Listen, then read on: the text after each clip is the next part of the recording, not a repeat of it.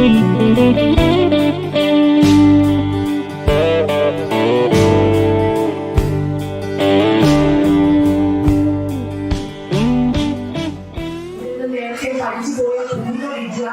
അവരെല്ലാം ജീവിതത്തിന്റെ പലരും ഇവിടെ PhD ഡോക്ടറേറ്റും ഒക്കെ എടുത്തിട്ട് അവരവരുടെ ജീവിതത്തിന്റെ സന്തോഷം പകർന്ന് അതായത് ആ സ്കൂളിനോടുള്ള നന്ദി അധ്യാപകരോടുള്ള നന്ദി കാണിക്കാനായി സിസ്റ്ററിനടുത്ത് പറഞ്ഞതേ ഉള്ളൂ. അപ്പൊ അതിനൊക്കെ വലിയ സന്തോഷമായി. കാരണം വിദ്യാർത്ഥികൾ പഠനത്തിനും വിദ്യാഭ്യാസത്തിനും ഒക്കെ കൊടുക്കുന്ന സ്ഥാനം. അപ്പൊ അത് തന്നെയാണ് എനിക്കിത് പറയാൻ പോയി ഇവിടെ ഈ കുഞ്ഞുമക്കളെ എഴുതി പിടിക്കാനുള്ള ആ ഒരു എൻതൂസിയാസം ഒക്കെ കണ്ടപ്പോ എനിക്ക് വളരെ സന്തോഷം തോന്നി. പക്ഷെ അത് അവരുടെ ആ ഒരു പ്രായത്തിന്റെ പക്ഷെ അത് ജീവിതത്തിന്റെ ഓരോ ഘട്ടത്തില് അതായത് UP ഹൈസ്കൂളൊക്കെ വരുമ്പോ പല കാര്യങ്ങൾ നഷ്ടപ്പെടുന്നു. അതായത് ചെറുപ്പത്തിൽ ഏഷ്യൻ സ്കൂളിൽ പോയിരിക്കുന്നു എന്നൊക്കെ പറയുന്നത് എവിടെയോ വെച്ച് ആ ഒരു നിഷ്കളങ്കത നഷ്ടപ്പെടുന്നു. അപ്പൊ ആ നിഷ്കളങ്കത നഷ്ടപ്പെടുത്തരുത്. കുട്ടികൾക്ക് തോൽവികൾ ഏറ്റെടുക്കാൻ പറ്റണം.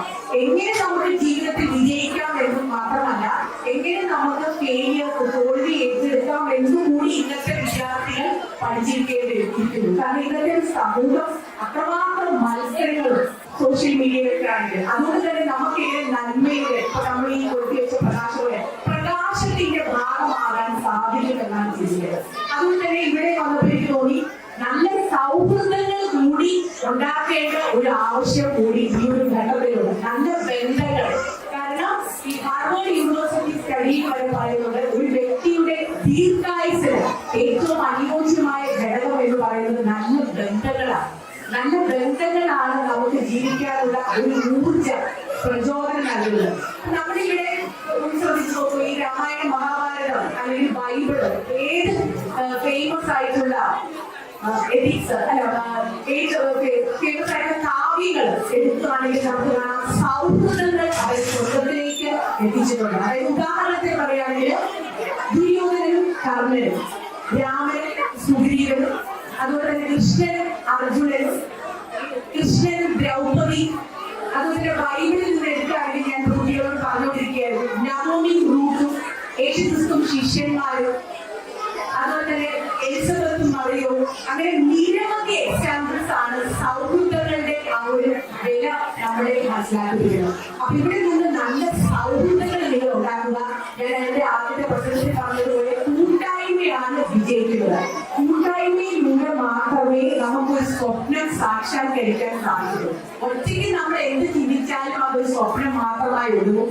ഒരുമിച്ച് നിങ്ങൾക്കറിയാം ഓരോരുത്തരും ഇവിടെ സ്റ്റേജിൽ ഓരോ കുഞ്ഞു മക്കളെ സ്റ്റേജിൽ കയറ്റാനായിട്ട് നിങ്ങൾ അധ്യാപകരെ മാതാപിതാക്കൾ ഒരുപാട് പേരുടെ പ്രയത്നമാണ്.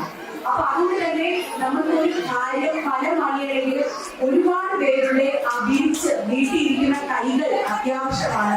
അപ്പൊ അതുകൊണ്ട് തന്നെ ആ കൂട്ടായ്മയിൽ നിൽക്കാനും കൂട്ടായ്മ വിടാതിരിക്കാനും നിങ്ങൾ ശ്രദ്ധിക്കണം. ഈ സ്കൂളും ഒരു കുടുംബമാണ്. അപ്പോൾ ഇതൊരു കുടുംബമായി കണ്ടുകൊണ്ട് തുറന്ന് സംസാരിച്ച് നമുക്ക് ഇന്ന് നമ്മൾ നേരിടുന്ന പല പ്രതിസന്ധികളും വെല്ലുവിളികളും സമ്മർദ്ദങ്ങളും ഒക്കെ മാറ്റിക്കൊണ്ട് നമ്മുടെ ഈ ഒരു വിദ്യാലയ അന്തരീക്ഷവും അതുപോലെ തന്നെ കുടുംബ ജീവിതവും ഒക്കെ നമുക്ക് ഏറെ അനുഗ്രഹമാക്കാൻ പറ്റും. കാരണം നമ്മൾ ഒരു തവണ മാത്രമാണ് നമ്മൾ എല്ലാവരും ഈ ഭൂമിയിൽ നടക്കുന്നത്. ഇപ്പോ കഴിഞ്ഞ വർഷം ഉണ്ടായ പലരും ഈ വർഷം ഇല്ല. അപ്പൊ നമുക്ക് ആ ഒരു നന്ദിയോടുകൂടി നമ്മുടെ ജീവിതത്തിന്റെ ദൗത്യം നമ്മുടെ കഴിവുകളും ചാലഞ്ചുകളും ഒക്കെ ഉപയോഗിച്ചുകൊണ്ട് അത് അർത്ഥപൂർണമായിട്ട് ജീവിക്കുകയും നല്ലൊരു ലെഗസി നമുക്ക് ഇവിടെ മറ്റുള്ളവർക്കായിട്ട് വരും തലമുറയ്ക്ക് അവർ നല്ല ചേഞ്ച് മേക്കേഴ്സ് ആവുന്ന രീതിയിൽ നമുക്ക് ചിന്തിക്കാം. നിങ്ങൾ എല്ലാവരെയും ദൈവം സമൃദ്ധിയായിട്ട് അനുഗ്രഹിക്കട്ടെ. മക്കളൊക്കെ നല്ല ഉയർന്ന നല്ല സ്വഭാവമുള്ള കാരുണ്യമുള്ള കരുണയുള്ള ദയയുള്ള നന്മയുള്ള നല്ല ഹൃദയമുള്ള വ്യക്തികളായിട്ട് വളർന്നു വരട്ടെ. ദൈവം അവരുടെ ജീവിതങ്ങൾ സ്പർശിക്കട്ടെ. ദൈവം അനുഗ്രഹിക്കട്ടെ. Thank you. കുട്ടികളെല്ലാം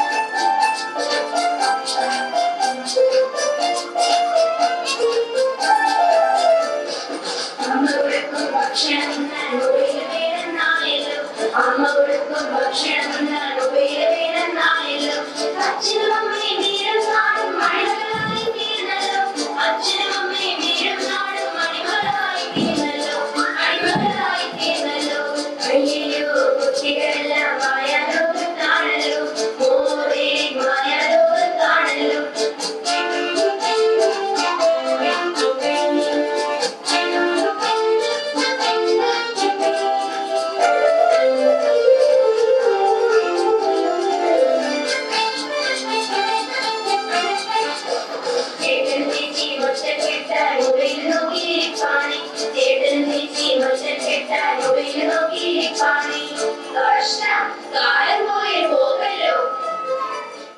എന്നെ സംബന്ധിച്ചിടത്തോളം രണ്ട് വാക്ക് പറയാനില്ല. കാരണം ഇതേ സ്റ്റേജിലൂടെയാണ് ഞാൻ എൻ്റെ ജീവിതത്തിൽ കടന്നു പോകുന്നത്. ഞാനൊരു പൂർവ്വ വിദ്യാർത്ഥിയാണ് സെന്റ് ജോസഫ് UPSന്റെ. എനിക്ക് അഭിമാനത്തോടെ പറയാൻ പറ്റും, അന്ന് ഈ സിസ്റ്റേഴ്സ് നൽകിയ കരുത്താണ് ഇന്ന് ഇവിടെ ഈ ഇതിന്റെ മുമ്പിൽ നിന്ന് രണ്ട് വാക്ക് പറയാൻ എന്നെ പ്രാപ്തനാക്കിയത്. ഞാൻ ആദ്യമായിട്ട് ഈ സ്കൂളില് ഇനിയൊരു അംഗൻവാടി ട്രസ്റ്റ് സംഘടിപ്പിക്കാൻ മുൻകൈയെടുത്ത ജെമി സിസ്റ്ററിനെ അഭിനന്ദിക്കുകയാണ്. എല്ലാ ആശംസകളും. സമൂഹത്തിൽ ഒരു വിദ്യാർത്ഥി എന്നൊരു മനുഷ്യൻ എങ്ങനെ രൂപാന്തരപ്പെടണം എന്നത് തീരുമാനിക്കുന്നത് അവരുടെ അധ്യാപകരാണ്. നല്ലൊരു PG ഉണ്ട് ഇവിടെ. അതുപോലെ ഒരു